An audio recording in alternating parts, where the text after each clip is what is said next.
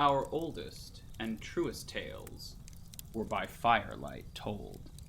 Won't you share mine and hear one? Welcome back to Tales by Fire, a solo Ironsworn campaign run by me, Timothy of ProDM, and hosted right here on Outpost 13. Every Saturday night, we explore the sunless unknown of the Ironlands, revealed one torch at a time to the eyes of our hero, the vagabond Ironsworn Flea. Welcome back, everybody. It is a new year. It is 2021, and Tales by Fire is back. Thanks so much for coming out, everyone. As you can see, we are at a new time. We now stream at 7:30 p.m., which not quite as late as our 9 o'clock slot was, but hopefully that will bring in some new viewers. It is awesome to see everyone. I have a cup of tea here to protect my throat. I'm going to be doing a lot of talking tonight. Skull. Hey, what's up, Durzan? Thanks for coming. I see I Effin' Love Whiskey hanging out. I see David. Welcome, everyone. Ooh, that tea's hot. How was everyone's winter break? Did anyone get stuck in a sunless land and have to live on their wits and weapon alone? Did anyone get indebted to a cruel and prophetic starseer and were forced to undergo all manner of indignities to survive? Did anybody have any adventures like that? Because I know someone who had some adventures like that. Now, I hate to burst your bubble. Oh, that's true. Durzan says Icewind Dale is kind of a sunless land. It very much is. Well, I'm sorry it felt that way, David. I'm sorry it felt that way. It's very sunny in my land, but I could do with a little bit of darkness, a little bit of shade. It gets very hot where I'm from, or where I live currently.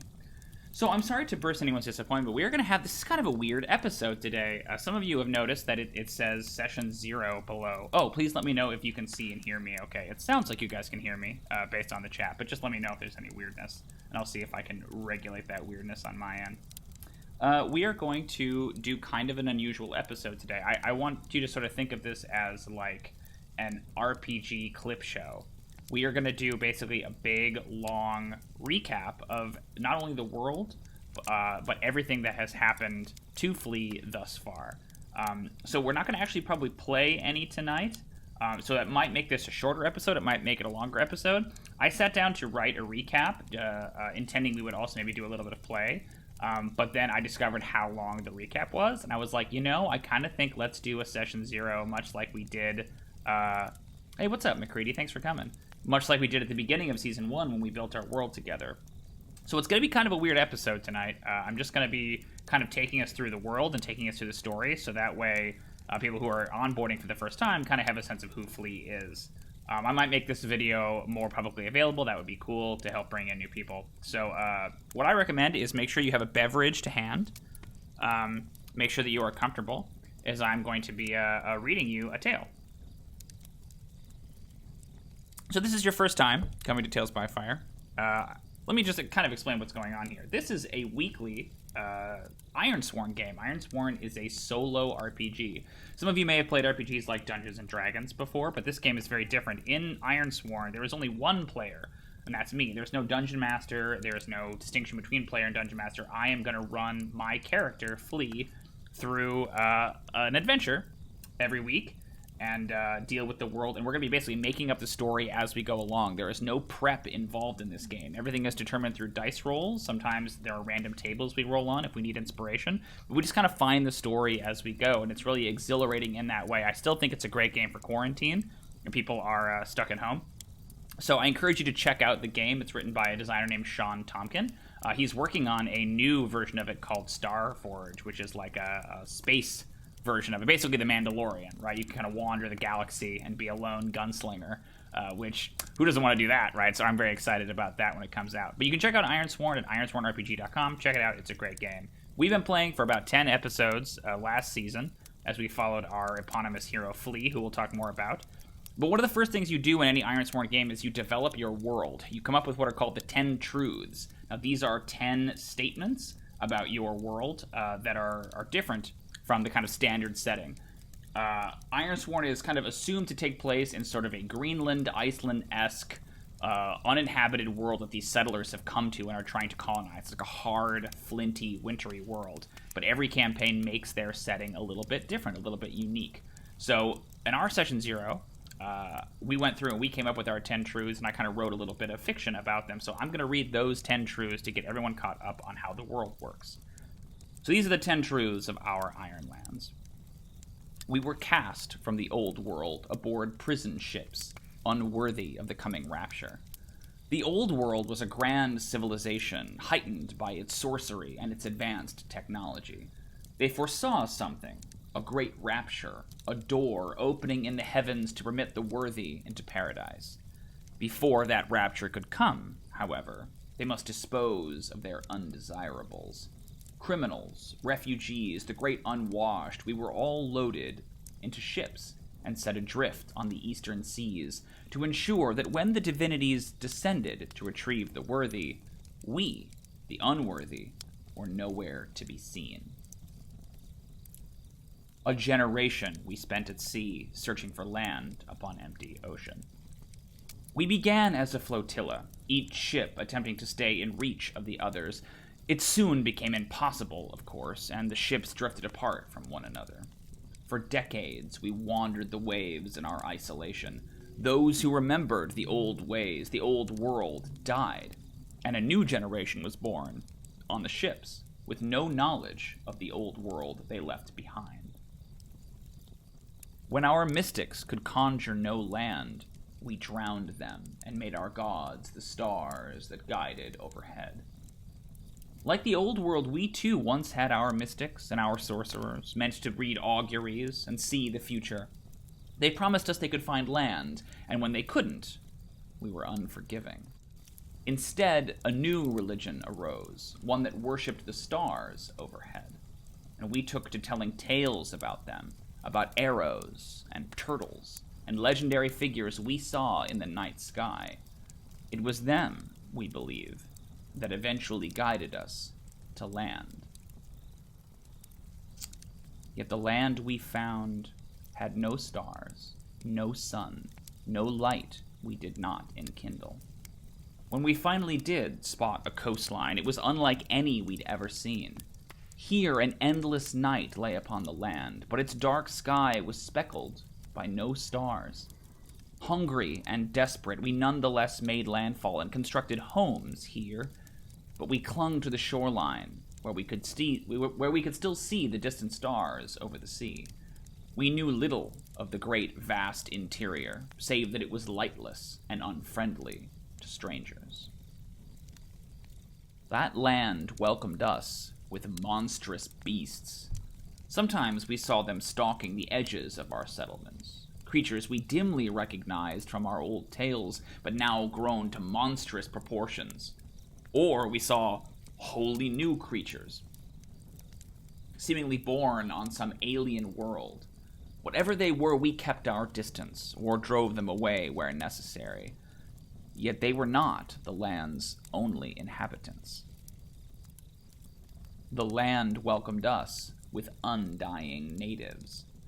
Those who ventured inland would speak of the star-born, immortal beings of godly power. We believed them sent from above as messengers and servants of the stars we worshipped, but in truth, they were so alien we could not fathom them. They were said to be unearthly and beautiful, ageless, and adept in sorcery, for magic was redolent in this new land, and only they knew how to weave spells as once our own people did before we killed our sorcerers. This land welcomed us with restless dead. The land was harsh, yes, and many of us did not survive that first winter, yet what fresh horror should we discover when they would not stay dead? Every human that dies in this new land rises as some undead thing, drownies and banshees and ghosts and vampires. Burying them does little good, for they shall claw their way from their tombs. Only fire can purge the spirit from the body and prevent the vengeful corpse from rising as a deathless horror. This land welcomed us with iron monoliths that drove us mad. Dotted across the landscape, we found monoliths of iron, carved with runes and radiating a fell magic. Often these were to be avoided, but now and again settlements would be built in their shadows, foolish settlements that sought to harness their power. Such places rarely lasted long, quickly disappearing into the night and the wild. It was these monoliths that gave the land its name, the Iron Lands. It welcomed us with eternal night. There is a hole in the sun. We can see its dim outline far above the twilight pall. It is a white ring, the full body of the sun obscured, swallowed by a fissure, an opening, an eclipse we know not. Some believe it is a door, a yawning mouth that vomits only darkness and magic into this world from somewhere else. It is that door that casts eternal night over the Iron Lands, never permitting starlight or moonlight or sunlight to brighten its wilds. Where every hull scraped the sand, we made new nations. Hulls, we called them, for they were made of the wood of our tremendous ships. These were small settlements, guarded by palisade and spear and courage. Each was fiercely independent and ruled by its own people. One a theocracy, another a commune, another a brutocracy. Only one class of people could wander between the hulls with impunity. The worst of us, the iron-bound, we unshackled from the ships and made swear vows of penance. Each ship cast from the old world carried one criminal, unlike any other. Called the Iron-bound, they were chained for the entire voyage, for a generation at sea. Their identity stripped away, they were simply named by the crime they committed. Betrayed, murdered, fled. These crimes were so unspeakable, they were thought to pass along to their descendants. When we arrived in the New World, every hand was needed to build our settlements, and so they were freed, on the condition that they swore unbreakable vows to serve the hulls.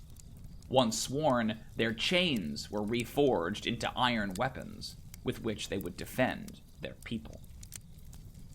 Their descendants, we Ironsworn, wander the roads and risk our lives to atone for ancestral crimes. Iron is our tool, and fire our companion. That was all a generation ago. Now the Ironborn's descendants, called the Ironsworn, Ironbound descendants, called the Ironsworn, bear names like Betray, and Murder, and Flee.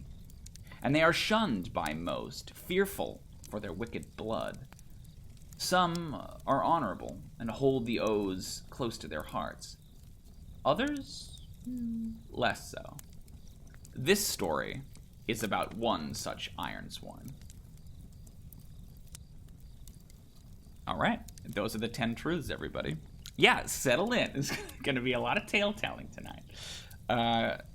Now, our protagonist, as you can see by our lovely graphic over here, is named Flea. And Flea has been with us for 10 adventures, and he has somehow contrived a way to survive those 10 adventures. We'll see how much longer he continues to be our protagonist, but for the moment, he is. And so let's talk a little bit about who Flea is. Who is Flea? Flea is trouble. An Ironsworn in name only, he is a notable oathbreaker, honorless scum. He is ruled by his appetites and by his melancholies, surviving on empty stomach and wits alone. He is confident when he should be cautious, and he is craven when he should be courageous. He talks too much, listens hardly at all, and leaves a trail of shame and disaster in his wake. He's a young man, no more than 20 winters, skinny as a scarecrow. He wears a green rough-spun tunic, ragged breeches, and his dreadlocks in a tangled ponytail. He's known for his wide-brimmed hat, useless in this sunless world, and his hand-and-a-half battle-axe, the weapon of his mother, the last Ironsworn to bear the name Flea. Now, before our tale began, Flea, and 3 other Ironsworn, whom we'll talk about later, swore an oath to the hull of Wolfspine, promising to defend its people against an attack from the drowned dead. Hours before the attack, however, Flea lived up to his namesake and fled. However, in the darkness, our hero stumbles through a patch of sleep lilies and collapses into a dreamless slumber. That is where our story began. All right. So we have the stages set. We know our world. We know our hero. It's time to talk about the first season. It's time to talk about what happened previously on Tales by Fire. Awakening in a small cottage, Flea discovers that not only was he rescued from the sleep lilies by a mysterious stranger, but that he bears a strange curse. The curse leaves markings, as blue and green and yellow as bruises, all across his body. The stranger, an eccentric herbalist named Kendi, warns him of the curse's effects. Sleep lily robs the senses. First, it takes your sense of taste. Next, your sense of smell. Then touch, then hearing, and finally, sight, plunging you into a waking nightmare where the world and all its sensations are beyond your grasp. What's worse, in order to rescue Flea, Kendi too was exposed to the sleep lily and is likewise cursed. The herbalist knows how to cure them, but they don't have much time. Flea must gather for him the necessary ingredients. Striking off into the darkness, Flea recovers the herbs and animal parts needed to brew the potion, including a heart's liver. In the wild, he competes with a lone wolf for the kill, finding a strange sympathy with the orphaned creature. When he returns to Kendi, however, and Kendi begins to brew the potion, Flea does what Flea does, and he runs his mouth, revealing something about himself that he perhaps shouldn't. He reveals that he abandoned Wolfspine to save his own skin. What he doesn't know, and what he maybe should have thought of, is that Kendi has a sister, Becca, who lives in Wolfspine. Kendi brews the potion needed to lift the curse, but only enough for himself. He tells Flea that he will brew more on the condition that Flea return to Wolfspine and discover Becca's fate. He will know her by the rabbit bone necklace she wears, and he had best pray that she still lives. With no choice, the grumbling Flea ventures back to Wolfspine. Constructed on a cliff overlooking the sea, the Hull's dockside district stands on wooden platforms at the cliff's base. He sneaks through the town, attempting to avoid the drowned dead, but eventually alerts them to his presence. They are horrible, the drowned dead, floating inches from the ground, seawater bubbling from their lips, reaching for him with bloated fingers. He defeats one, but summons many more. He flees through the village, but is eventually rescued by another mysterious stranger, one with a rabbit bone necklace. That was episode 1. You know what I mean? Strap in. This is Becca, Kendi's sister, and she leads him to a hidden shelter within the cliff, where survivors of Wolfspine have taken shelter around a campfire. Once caves used for smuggling, this place is full of booze, drugs, and other hedonistic contraband. Becca has taken responsibility for this wayward colony of her people, but they, fatalistic to the end, want nothing more than to drink and smoke and enjoy the last few hours of their lives. Now, it's Flea's aim to persuade Becca to accompany him, but his stomach, as always, overrules him, and he must eat. While indulging in the villagers' food, he makes a terrible discovery. He's lost his sense of taste. The clock is ticking, and he must return to Kendi as soon as possible. Yet someone among the villagers recognizes him. It's one of the 3 Ironsworn that swore to defend the town. This is Swindle, an aging man known for his cunning, and he sees in Flea an opportunity to escape doomed Wolfspine. He blackmails Flea, says that if Flea and Becca don't take him with, he'll tell the villagers who Flea really is and loose them on him. Begrudgingly, Flea accepts, and the 3 hatch a plan to escape the dead, haunted village. It is decided that Flea will create a distraction to allow Becca and Swindle to slip out of town. Flea knows he's been tricked, but is unable to talk himself out of the plan. Becca gives him her rabbit bone necklace should they fail to reconvene before reaching Kendi. Getting the undead's attention proves simple enough. Escaping that attention proves much harder. Flea is quickly overwhelmed by the drowned dead, and during the thick fighting, he loses his mother's axe. Fortunately, he discovers that the rabbit bone necklace is some manner of charm capable of warding the creatures off.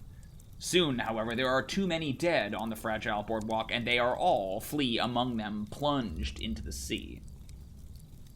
When next Flea awakens, he is adrift on a shipwreck, pecked at by a strange eyeless bird. He waves the creature away, unaware of the leather tresses that dangle from its feet, signifying this bird belongs to someone unseen. Flea has somehow become stranded on a shipwreck, the shipwreck that went down within sight of Wolfspine, where all the drowned that attacked the hull came from. He scavenges the wrecks for supplies and discovers a modest trove, food, a boat hook to substitute his missing axe, and even the materials to make a new leather hat. His only companion is a gigantic jellyfish lurking in the water below the wreck and attempting to lure him into the sea with its hypnotic pattern. The two of them begin a short, one-sided dialogue as Flea works to construct a raft that will ferry him to safety.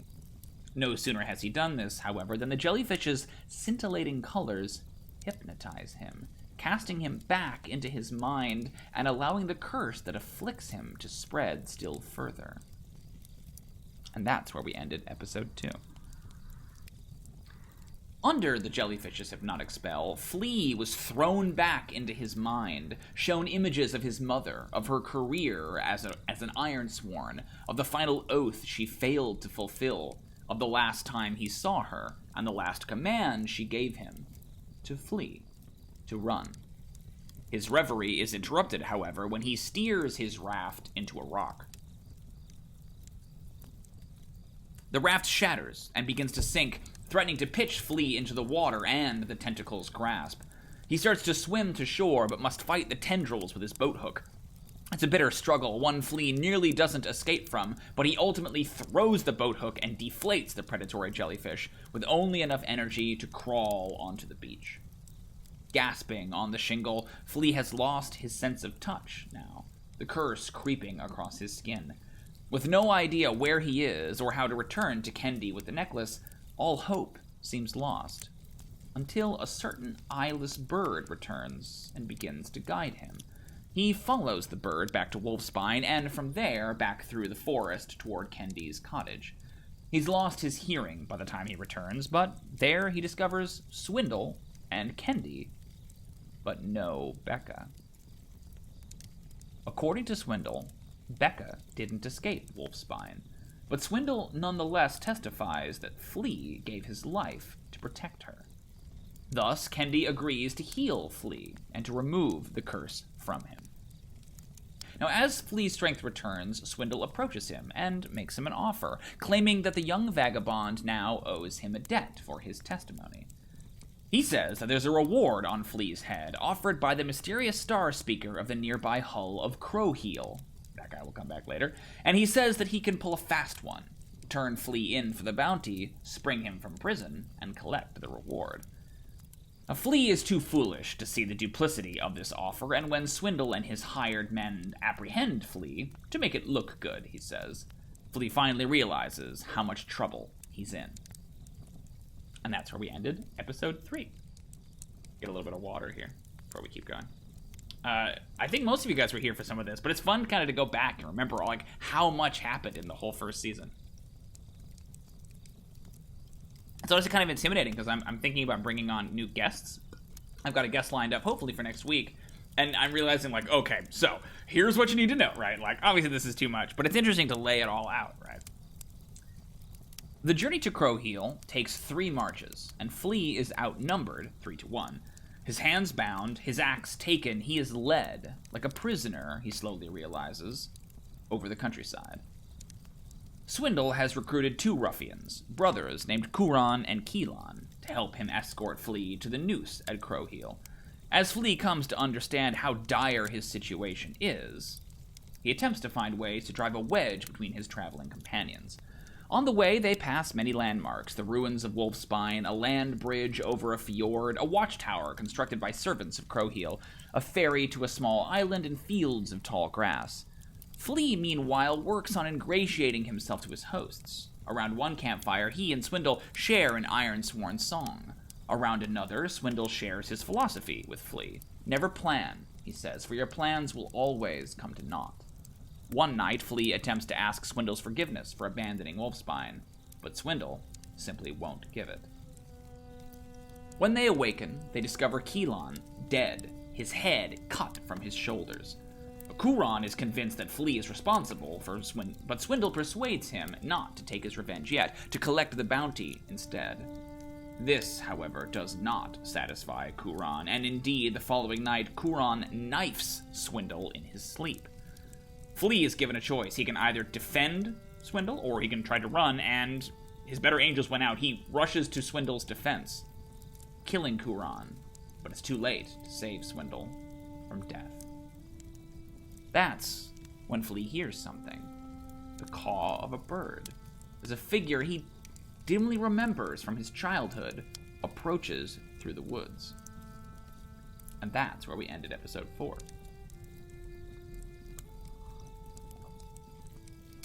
Let's wind the clock back a little bit. 10 years ago, when Flea was only a child, his mother was the most celebrated Ironsworn of Crowheel.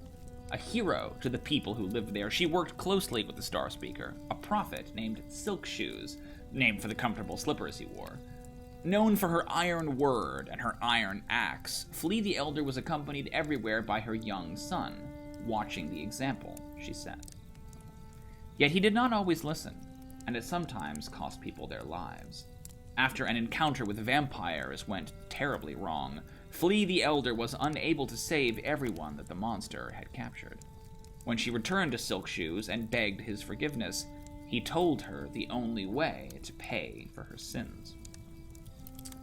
Every decade, Silk Shoes arranges for 10 children to be led into the wilderness towards a sacred site.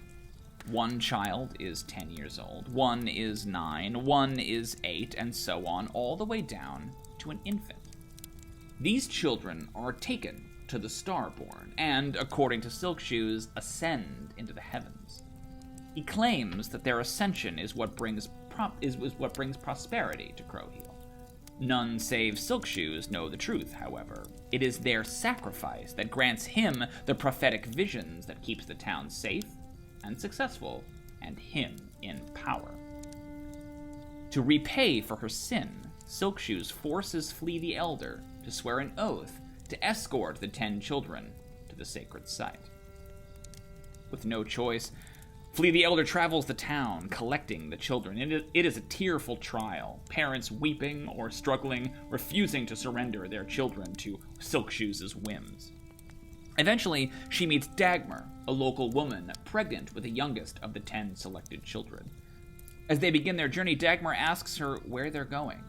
Flea the Elder confesses that she has no intention of bringing these children for sacrifice, and must instead find somewhere safe for them to hide. Dagmar recommends Boarhide. A remote village known for its raiders, Boarhide stands in the shadow of an iron monolith. Unbeknownst to them, the monolith makes all the people of the Hull infertile, and thus they must kidnap their children to survive. If delivered there, the children might be welcomed, and what's more, trained as warriors, able to defend themselves should Silk Shoes ever come looking. Together, Flea the Elder and Dagmar lead the children to Boarhide.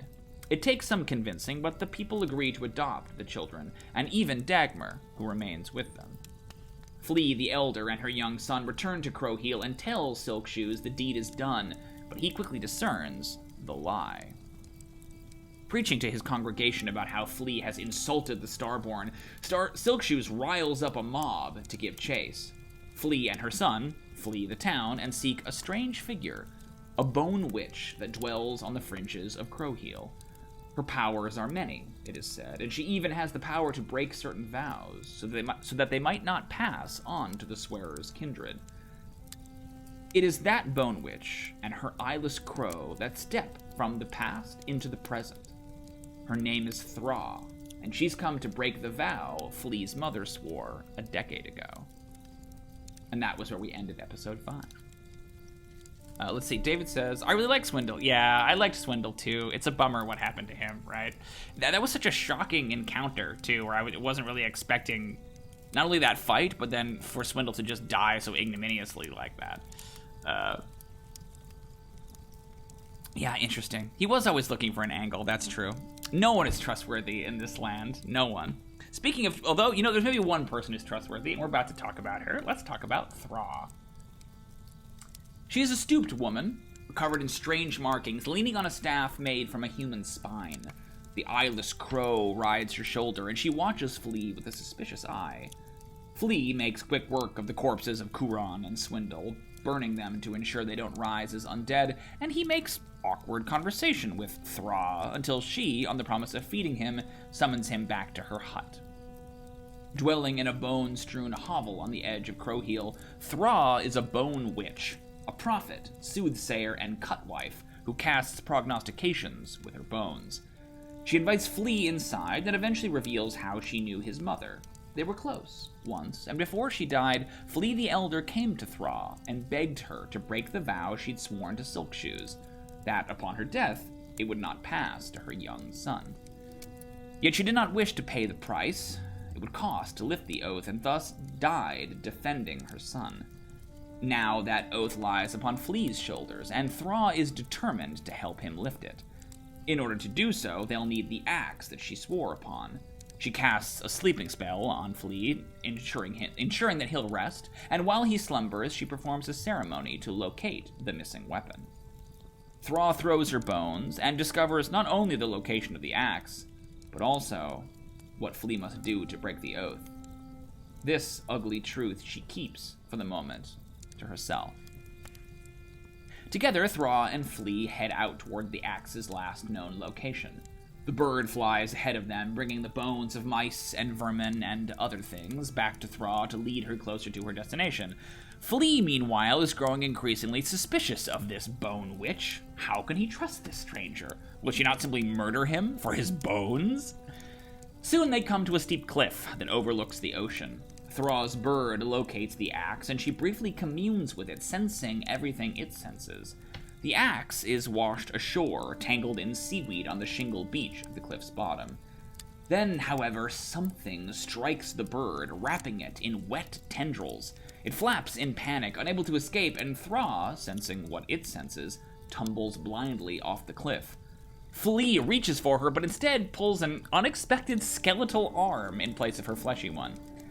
Thinking quickly, she digs her staff into the cliff and stops her fall. Yet something, a trinket she's long carried, falls to the sand below. Flea skids down the cliff to meet her, only to realize that they're now both stuck on the ledge with no way down. Then the bird miraculously returns, escaped from the wet tendrils of the beast, and leads the pair of them to the axe. There's nothing for it, however, but to scramble down the cliff, bumping and scraping. Flea follows the bird while Thra hunts in the shingle for the trinket, a comb. Of course, made of bones. The axe is gripped by a frightening creature, a strange crustacean wrapped in driftwood and seaweed that's washed ashore like flotsam. Flea charges the creature and, swinging his woodsman's axe, manages to slay it, but it is an undignified spectacle, one which Thra watches with disapproval. He is nothing, she determines, like his mother. Recovering his axe, Flea approaches Thra and asks her to perform the ceremony. She explains that in order for his mother to beat the oath, he would have needed to die. Thus, in order for Flea to free himself of the oath, he would need to die. The only other way to end the oath, Thra tells him, is to kill the one he swore it to, but in so doing, he would thereby renounce his status as an Ironsworn. You cannot kill the one who you swear an oath to without giving up your weapon. Flea claims that he's willing to do this, perfectly willing. He does not care about being an Ironsworn. Or so he said. Excuse me. Or so he says, but Thra is unconvinced. Get a little gulp of water here. Like I said, a lot of talking.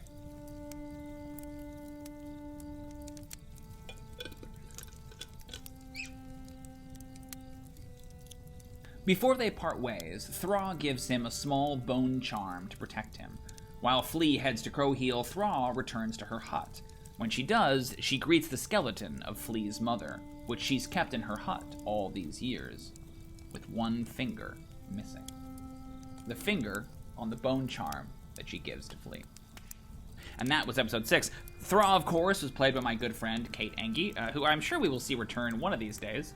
I don't know if Thra will make an appearance in Season 2. They might. It'll just depend on the story. But for the moment, we do potentially have a guest coming in next week. It's not 100% locked in stone. But fingers crossed that we can bring that guest in, because I think that'll be really fun. Okay, on to episode 7. Crowheel is the largest hull in this part of the Ironlands. Surrounded by farms of bioluminescent algae and anemones, it is the closest this blighted land comes to a true city. Here, the people huddle beneath the light of the stars and pray to the constellations they've sketched there. Only one man in Crowheel claims to hear what those constellations whisper, and that man is Silkshoes. Silkshoes runs Crowheel with utter surety. For decades, his prophecies have given him a godlike ability to predict the future and bring prosperity to his people. In the center of town, he gives his lectures from the grand hall, and all the congregation gathers there, lying supine to gaze up at the stars. That's where Flea interrupts, throwing the doors open and accusing Silkshoes of abducting children. This strikes a chord among the parishioners as, for the past 10 years, the Star Speaker's prophecies have not always come true. Flea cannot get more than a few words, however, before he is swarmed by guards loyal to Silkshoes. Their leader is an Ironsworn and no stranger to Flea.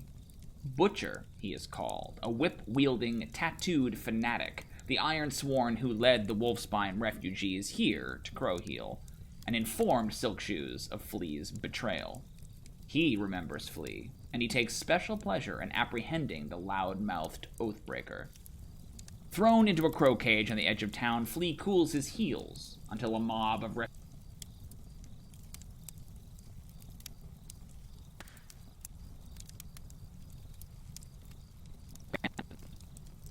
Only much later, when the mob, tired of torturing him, does Silkshoes send a contingent of guards to fetch Flea. He is thrown before the Star Speaker's mercy, bathing naked in a brass tub, and offers Flea an ultimatum. Either he will swear the same vow his mother once swore, or Silkshoes will remove his tongue. At that very last moment, Flea speaks the words that will save his tongue. He says he knows where the lost children are.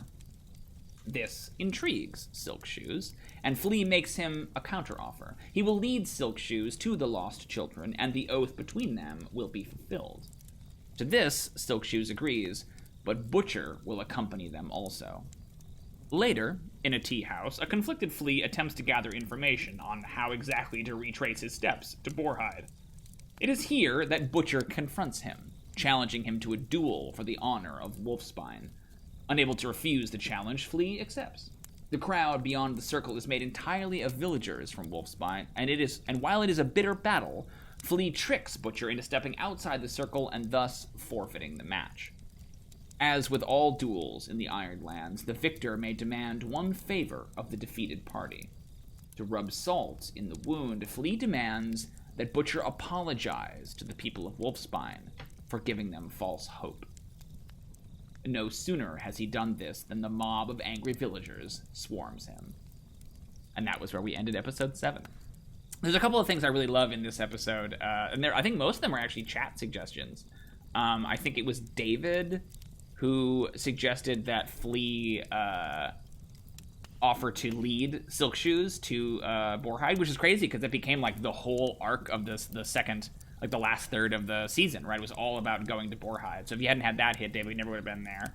I think it was Alan who made the suggestion of the apology, which is like a detail, but oh my god, it was so... I mean, I rewatched that episode to kind of get the summary, and like I was racking my brain for a really long time trying to come up with like what would be a suitably like douchey thing for him to demand. But that was your call too, David, that I didn't realize the way that the dueling system works in Ironsworn is that, yeah, you're allowed to make a demand of the person you defeat. So that was a really fun reveal, right? And a really fun moment for those two characters.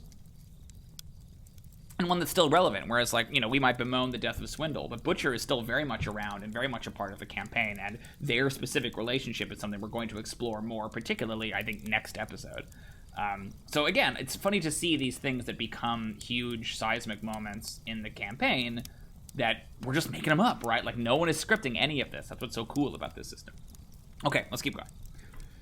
The angry mob thrashes Flea within an inch of his life until Crowheel guards break up the fight. To satisfy the mob, he is thrown back into a crow cage, where he waits out the remaining hours until Silkshoes is ready to depart. Now, for his part, Silkshoes will not walk all the way to Boarhide, but will instead be carried in a palanquin borne by his 4 guards. Butcher, meanwhile, is there to keep an eye on Flea, who will guide them over the rough country to their destination. Flea, however, does not remember the way as well as he claims.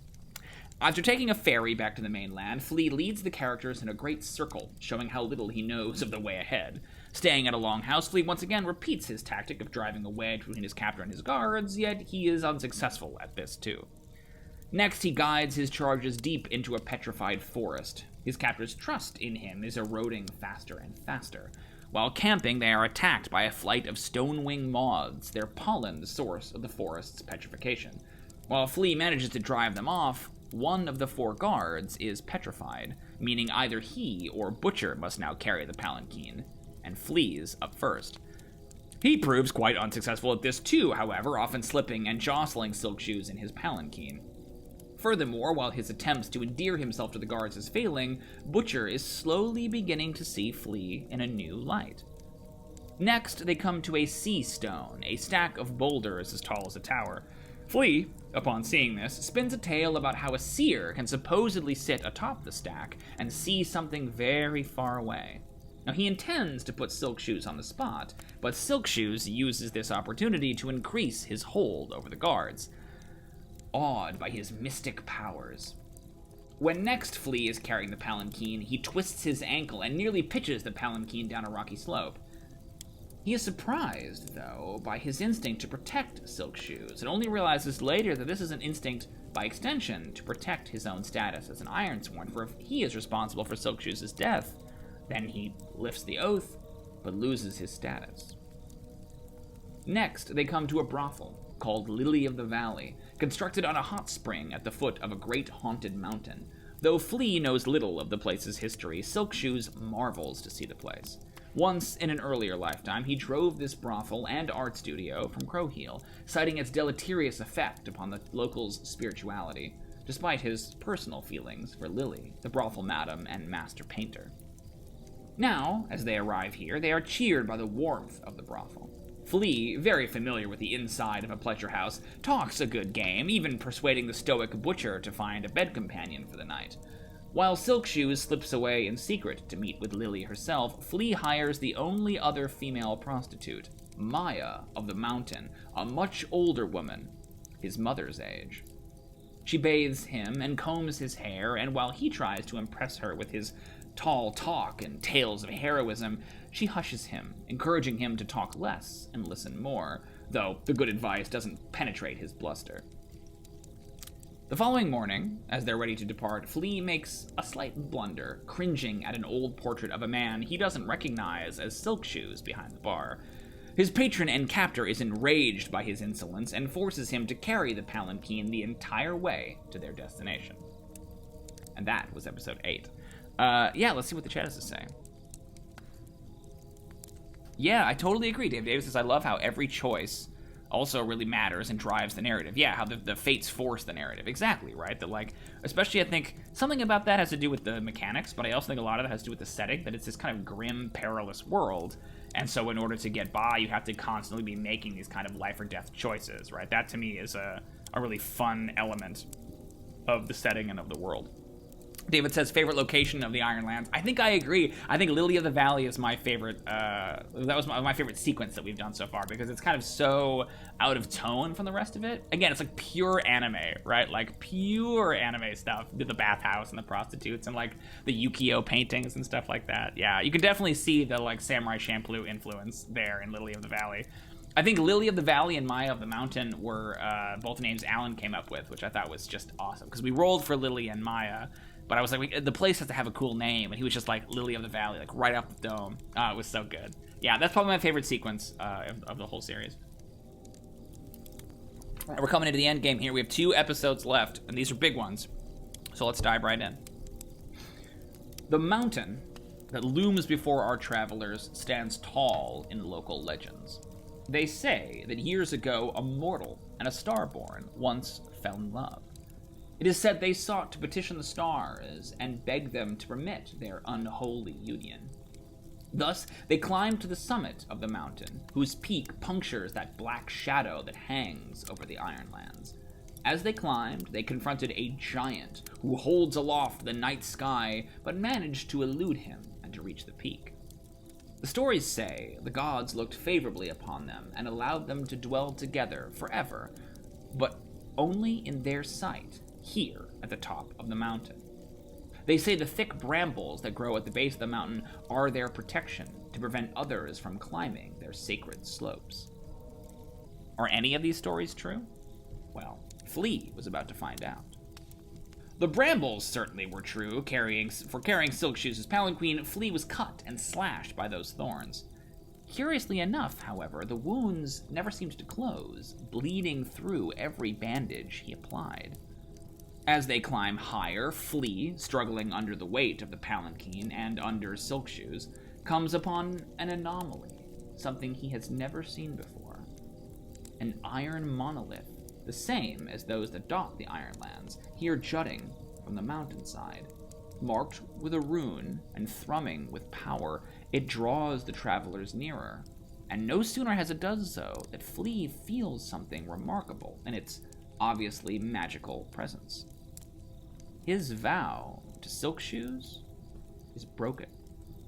Here, in the shadow of the monolith, no magic, not even that which binds Flea to his word, can function. Flea seizes this opportunity. He will change the math and force Silkshoes to reckon with him anew. A swift stroke of his axe removes the head of one unsuspecting guard. Then, in the presence of the monolith, a quick, brutal fight breaks out. Flea is horribly wounded, but the two remaining guards lay dead. There, in the presence of the... I just read that part, sorry. Now, it is merely Flea, Butcher, and Silkshoes. Flea berates Silkshoes. There's not now enough people to carry the palanquin. All he can do is return to Crowheel with his tail between his legs, the oath between them broken. While Butcher wants to kill Flea, Silkshoes says he will agree to this on one condition. Tell him where the children are. If he does, Silkshoes will release Flea from the oath. In that moment, Flea makes a choice. He tells Silkshoes where they are, the village of Boarhide, just beyond the mountain.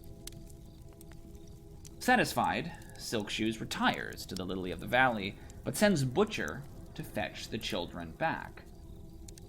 Flea, having made his choice, lies before the monolith, grievously wounded and wondering if he's made the right choice. One of the tales of the mountain speaks of strange voices, the voices of the lovers, the voices of the giants, the voices of the gods, the voices of the mountain itself, whispering to you, telling you what you should do or what you should not have done. In that moment, it may be the mountain, it may be the monolith, it may be his memories, but Flea hears the voice of his mother. And she says, "One day, you'll remember why I did this." With a groan, Flea climbs to his feet. Wounded, dispirited, and with time as his enemy, Flea scrambles to reach Boarhide before Butcher can. It is a long and an arduous climb up the mountain. He slips and stumbles many times, complicating his injuries and slowing him down.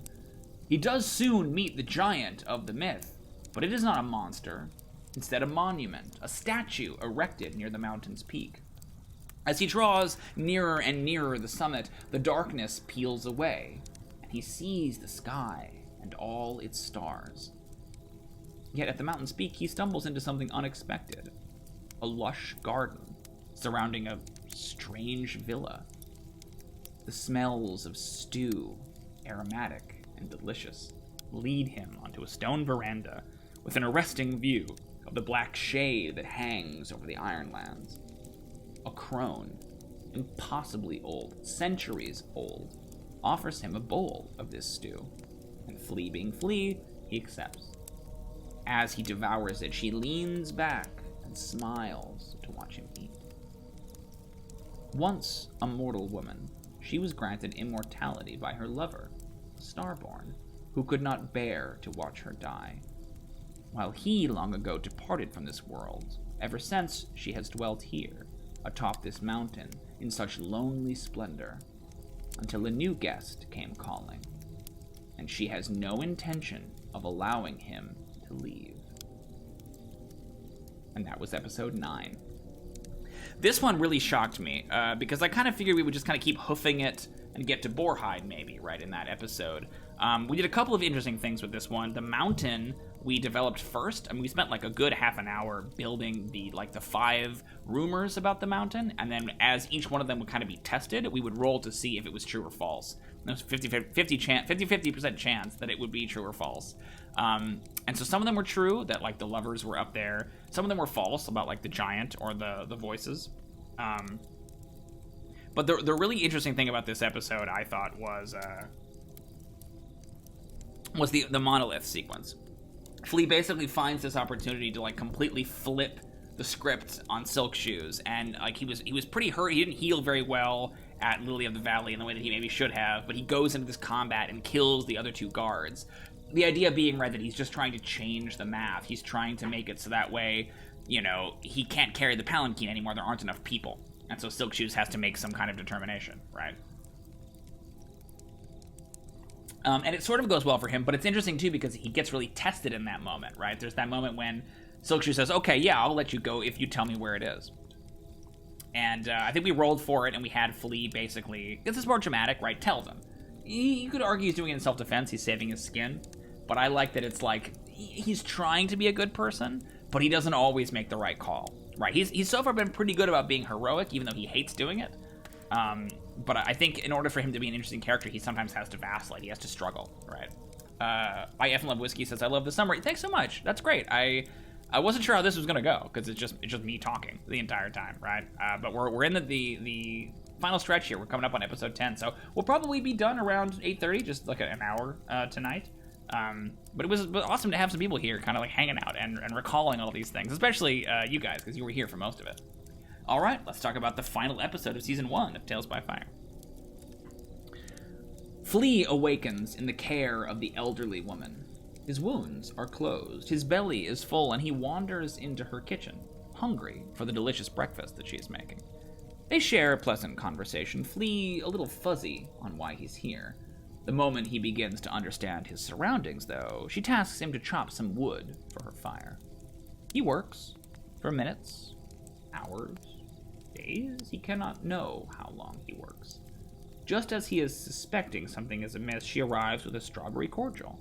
Together they sit on the veranda, and she tells him long tales of their beloved, and how they sacrificed for her, and how they made this place for her, and how she cannot return to the world below. It's something that she says, some slip of the tongue, that clues Flea into his danger, into all the time that he's lost here.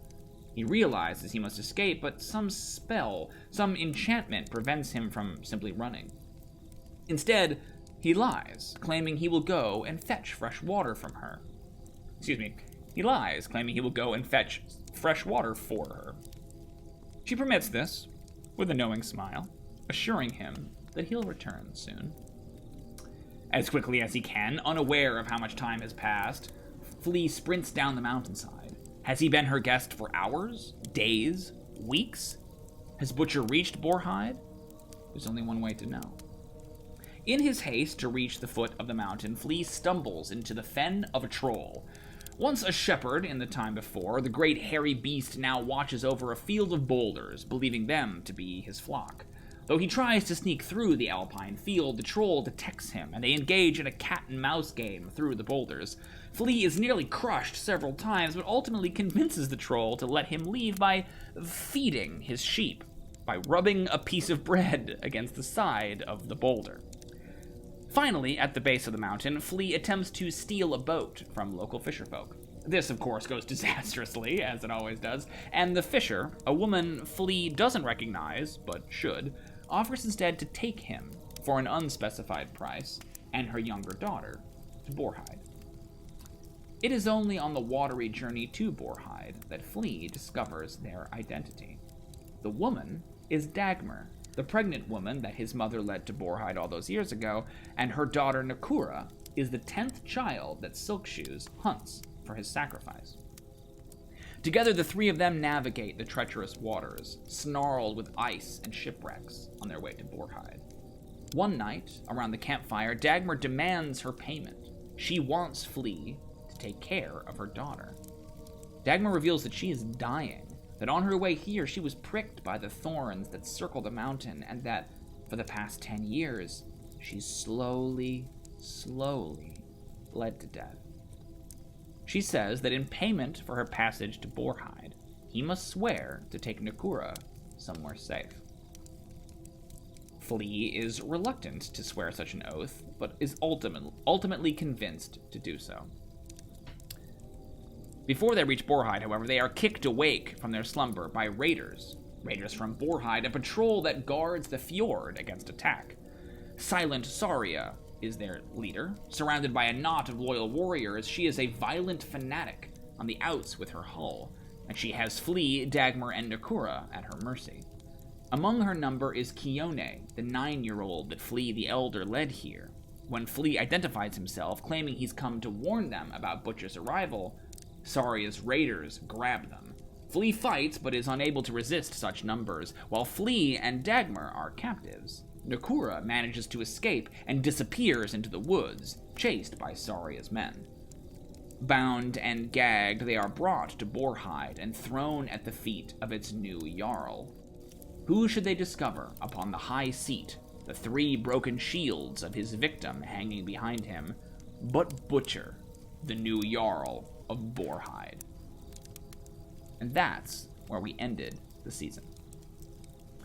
That was a particularly exciting episode, I remember, because I remember thinking how much we had to cover, right? That we start up on the top of the mountain, and then we have to try to get all the way to Borhide by the end of it. And there's so many great moments in there. When I was going back and rewatching it, I forgot that he was like, that the woman at the top of the mountain like told him he would return. So that's like something we'll have to pay off potentially in in season 2. I forgot about the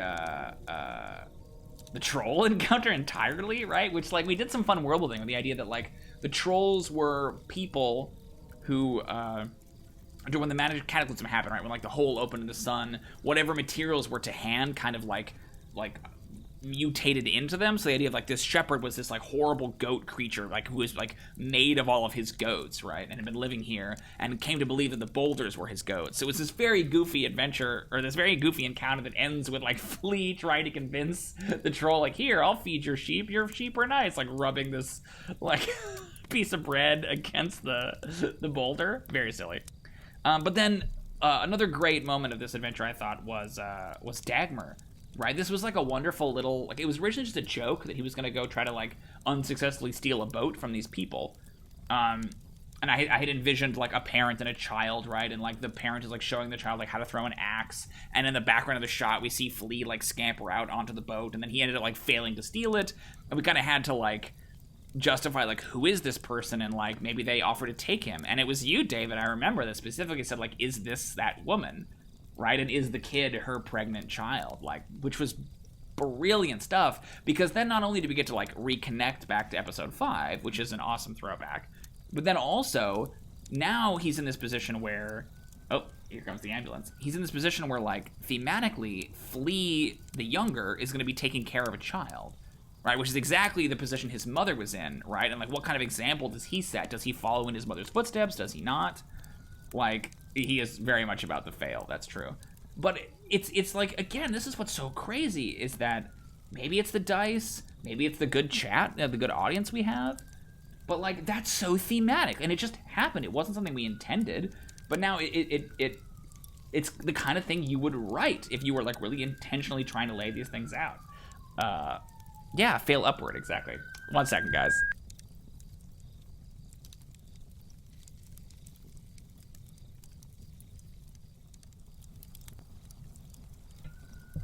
Okay, yeah.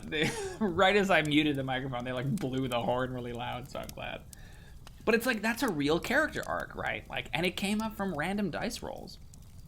And then lastly, we are here in Borhide now, and we have Butcher as our Jarl, right? Which is like kind of a last minute thing. You know, the notion with the broken shields, right? It's a home gong. It's like he challenged the previous Jarl for control of the town, and because Borhide are these kind of like pugnacious raider people, like that's a perfectly legitimate way to get yourself power in Borhide. So now that Butcher is seated on the throne, like what will he do, right? Will he demand all the children come with him? Will he stay here and try to rule over these people? Like, can he be reasoned with? We also have Nakura out in the wild, right? Like, so there's that kind of like dangling thread. So I have a guest coming in, hopefully next week, next Saturday, and I'm really curious to like present this like socio-political situation at their feet and ask them like, do you want to play, you know, Butcher? Do you want to play the deposed Jarl? Do you want to play one of the kids? Right, you could be Kione, you could be one of the other kids. Like, there's so many different characters that they could step into, or a wholly new character, right? How do you feel about this new upset in your town? So I'm really excited to see what they pick and kind of where the story goes from there. But I just wanted to thank all of you, not only for coming out and listening to me read 14 pages of campaign diary in one sitting for an hour, but also for watching the show, right? And for being here, because, like, yes, you're an audience, and yes, you're a chat, but so much of these story beats are from you guys, right? This is a game that can be kind of difficult to play entirely on your own because you're sort of just in your own head and you're not getting in new input. But when you put it in front of a chat like this, it's this really great blend of kind of like a single authorial voice with this like Greek chorus helping you out, right? And I even to say single authorial voice is I think kind of reductive for y'all because you've done so much to make this campaign exciting and accessible. So I can't wait to do more. It's one of my favorite things to do every week because I get to play an RPG without having to do any work. Like, I get to just sit down and play and discover the story along with y'all. So that's so exciting, and I just want to thank everyone who has come out and who has watched the show and who has made this first season possible. It was a labor of love to write this whole thing, but in doing it, it made me realize how good of a story we were all telling. And I can't wait to tell more. So, let's do the end matter. Thanks so much for watching, everyone. We will be back next week with an actual episode. We will be 2 hours long, and we will play real Ironsworn. I appreciate everyone's forbearance with me this week. If you do like the system, like I said, you can start playing it right now, ironswornrpg.com. I know I've promoted them a lot. I am not paid to say that. I just really like the game, and Sean is a friend of mine, and I just think you guys should go play it because it's great. If you like this show, please consider subscribing to Outpost 13 right here on Twitch. We're kind of getting raring up again with a new slate of shows for 2021, and those subscriptions are so important to keep the channel alive and to keep us running. Shout out to I Evan Love Whiskey, which is the program immediately before us now. It's awesome to be like right next to each other, right? You guys start at 6, 5:30? I forget what time they start, but that's a great talk show where you watch them kind of sample new whiskeys and discuss improv and discuss. They talked a little bit about RPGs today and have great guests on. So go check out I F and Love Whiskey. That's a wonderful show.